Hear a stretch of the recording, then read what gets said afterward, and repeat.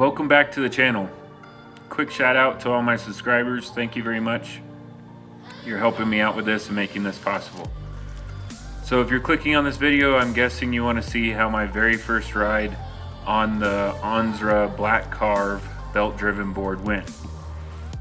In this video, I'll go over some things that I liked, some things that I didn't. This board is obviously smoother than the other boards that I've been on. I think that has a lot to do with the actual tires. Where the tires are rubber, all the cracks in the pavement, all of the kind of jarring and the noise and the sudden jars and just, I don't even know what to call it.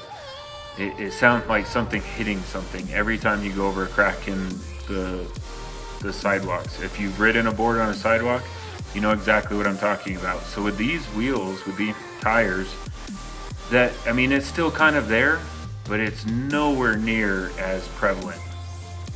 It's very quiet and very smooth. I think that has a lot to do with the tires and not the deck. So the deck is more on the stiff side than it is the flexible side.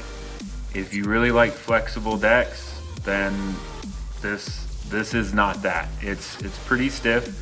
It does have some give, but it's pretty stiff. I actually liked it. The deck is nice and curved.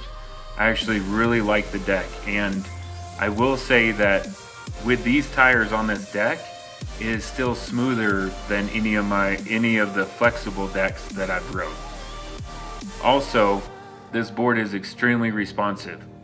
So I initially got on it, I tightened up the trucks a little bit, got on it and just went for a quick ride.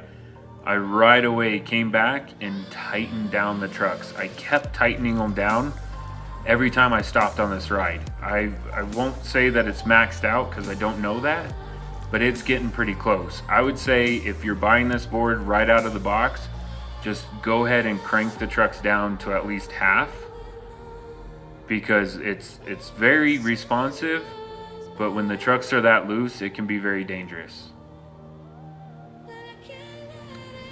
And now let's get into some things that I consider maybe shortfalls of the board. So I will say that the remote is extremely sensitive off right when you start off. It's the Hobby Wing ESC. It's definitely controllable, but there's a couple times where it kind of jerked me forward. I wasn't expecting it. I think it's something that I can definitely get used to, and that's me more than the board.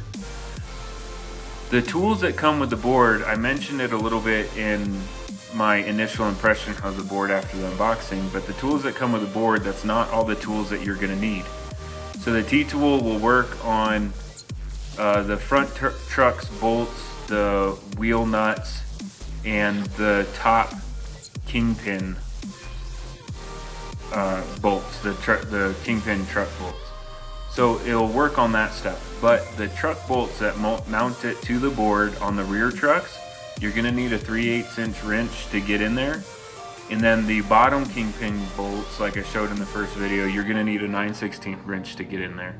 Additionally, there are no other Allen wrenches that come with it. So you're gonna have to have an Allen wrench to take off the belt covers if you wanna do belt swaps while you're out. And now for the thing that kind of surprised me the most. I bought this board wanting to get more range, wanting to go further on the board. You know, I live in a very hilly area. I also weigh 200 pounds. With my backpack on, it's even more. So I'm putting any board that I get on at a disadvantage right out of the gate. Well, with this, today's ride, I made it 10 miles. According to the remote and according to my app, there's a little bit disparity between the two, but right around 10 miles. And the board was almost dead when I made it back to my truck. So 10 miles is not what I was hoping for.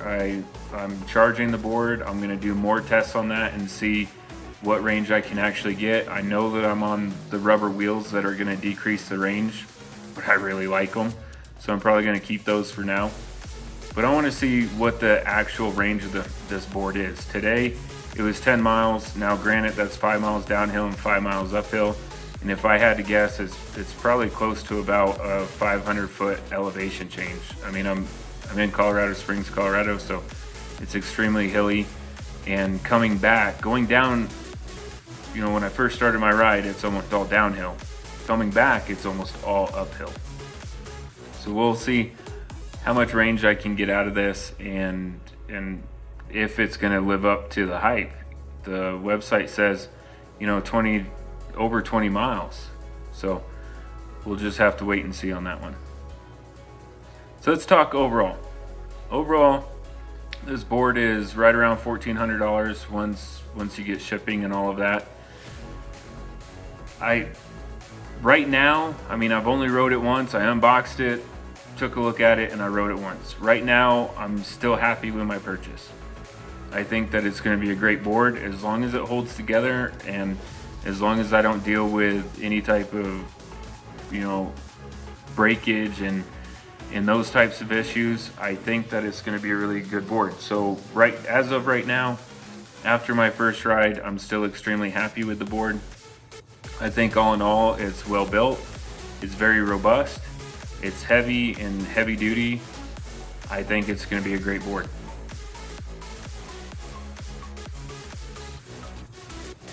So again, thank you for watching. Thank you for subscribing. Thank you for liking the video. Please let me know in the comment section below, what do you want to see? What do you as a consumer before purchasing this board want to know about it? Let me know in the comments.